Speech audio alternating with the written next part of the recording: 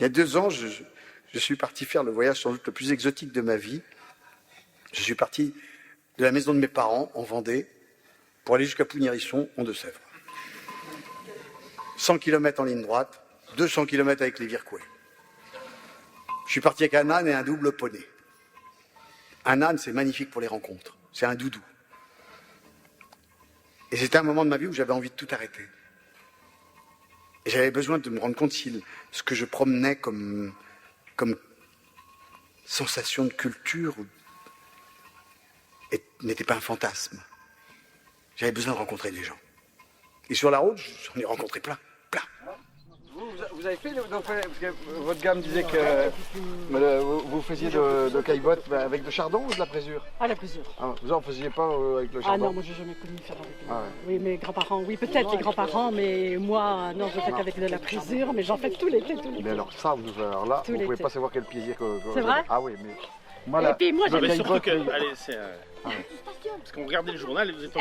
moi, je regarde toujours ce journal. Ah oui, J'avais vu que vous n'étiez pas en Vendée. J'ai compris quand il m'a dit, il fait la tournée qui s'en va. Ah, d'accord, j'ai lu hier ce journal à Saint-Prouin, que je vous ai vu en photo sur le journal. Et à chaque fois qu'il y a un article sur vous, je le lis toujours. Mesdames, ça me fait plaisir. Il y a longtemps que j'avais entendu parler de vous, mais alors je ne vous connaissais pas, je suis très heureuse d'apprendre à vous connaître. Vous êtes né dans le coin aussi? Oui, moi je suis sortie de Longlet aussi, mais j'habitais dans le bourg. Ah oui. Mes parents avaient une petite ferme, et puis après, elle était là, mon mari avait pris tout ça, de sa succession, une petite ferme partout, après qu'il trouvait, oui, la famille, et puis là, ça grandit, puis voilà. Vous, le patois, vous le parliez de petite? Oh, peut-être, oui, bien, un petit peu, même, on a tendance à bien à pas parler trop français. Mais le patois, oui, j'aime bien quand vous racontez des petites choses. Oui, ce journal, je vous dis, je regarde bien vos articles sur le journal. Hein. Et vous, tous les jours, vous ne parlez pas patois? Moins quand même. Moins. Parce que vous n'avez plus personne avec qui parler? Mais voilà, c'est ça? C'était bien, hein. Oui. C'était bien ça.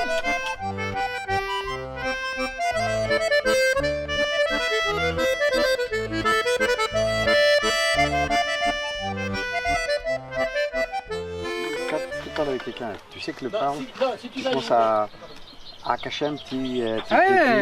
comment tu fais pour arroger ton matériel? Tu le rapilote comment?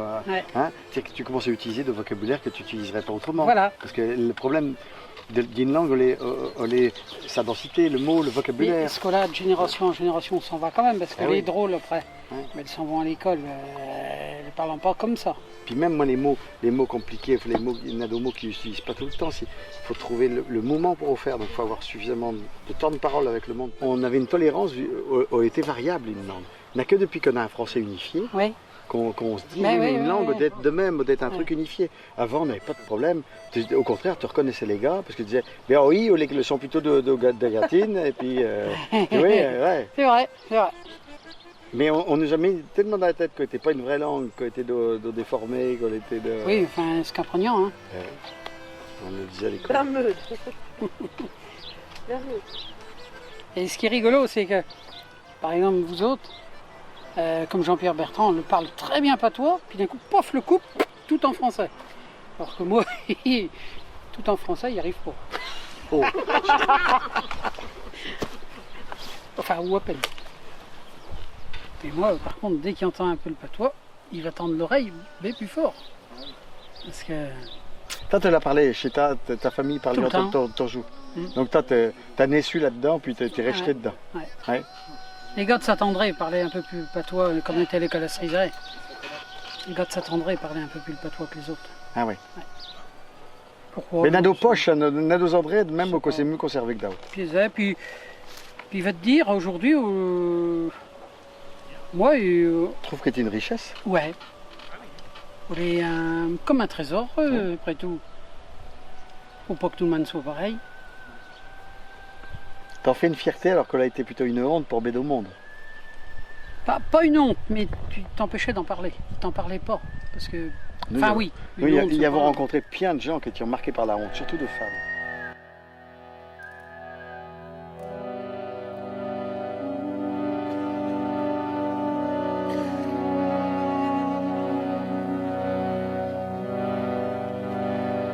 Dans une économie mondiale qui n'aime que la singularité transformable en produits, en chiffre d'affaires, Les langues autochtones sont une aberration de l'histoire.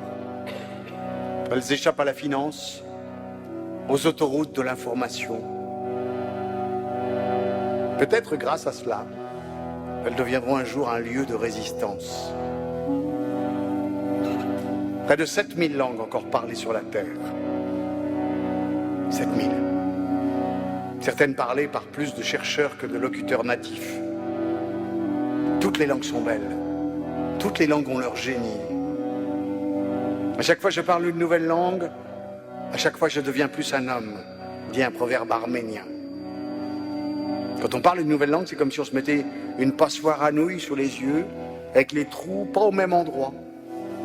Ça oblige à voir le monde autrement. Charles Quint disait « Je parle allemand avec mes chevaux, avec mes soldats, italien avec les femmes, français avec les amis, espagnol avec Dieu. » Mais la langue maternelle,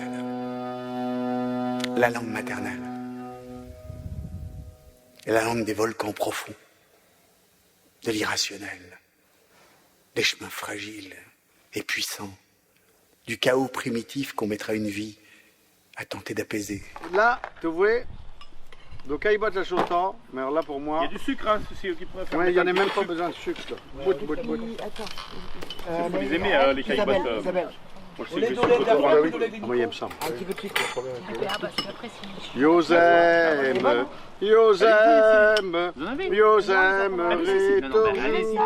Allez. Mais moi, au début, j'attelais que les chevaux de trait. Et puis c'est Dédé Chevalreau de Nomblé qui me dit comme ça, il nous a dit pas toi. Alors, tu parles comme Pierre Hébé de rateler d'eau bête comme autrefois. Puis, quelques jours après, il dit putain, il faudrait peut-être que tu apprendrais, parce qu'un jour plus personne ne pourra te faire voir. Et puis, là, puis il est venu m'aider au début, me faire voir comment on liait et tout ça, c'est bon. C'est parti. Et comme il s'est assez passionné, Ouais. on l'a rentré mieux que la chimie ou quelque chose comme Ouais, mais vraiment un savoir-faire, hein, parce que t'as les bêtes, t'as l'attelage, Ouais. Et avec, tu lui fais faire quoi là, avec, tu lui Mais fais tu travailler, peux, tu tu lui peux fais labourer, tu labourer. peux charger une charrette de paille, tu veux. Ce que les gens faisaient. Travail du sol un peu même. Oui, travail du sol, oui. Cultivateur, RC. Mais t'es obligé de les faire Chargeuse travailler réversible. régulièrement si tu veux qu'à... Non, Elle n'oublie pas après. quand elles arrivent à un certain âge, là, tu vois, allons, 12 ans, 13 ans. Donc, Tu vas commencer à... Ben oui. Métier, là. c'est pour ça que j'en ai 2 jeunes. Mais tout pendant que tu es là, sont plus pratiques, tu prends, tu es là, puis Ben les oui, autres, ben là, oui, restent. ben oui. Mais bon, Et là, on avait de dariolage dans le coin. oui, mais Toi, tu darioles un peu? méconnu, oui. Ah ouais? Toi, tu darioles un peu? Ouais, mais, enfin, je dariole à ma façon. Mais, Ouais. ils sont dariolés, on n'a pas un beau dariolage ou un vilain dariolage. Chacun Là, faisait avait comme le son, pouvait. hein. Ouais, chacun avait son. Le dariolage, quand le bonhomme le chante, il signe que les bêtes elles sont tranquilles parce que veut dire que le va bien. Ouais, ça. C'est un peu ça. Hein. Bon, on est parti. Voilà, je te l'ai dit au revoir, les arrivent dans quelque chose, le bête. Il faut s'en aller. Allez, et nous en allons.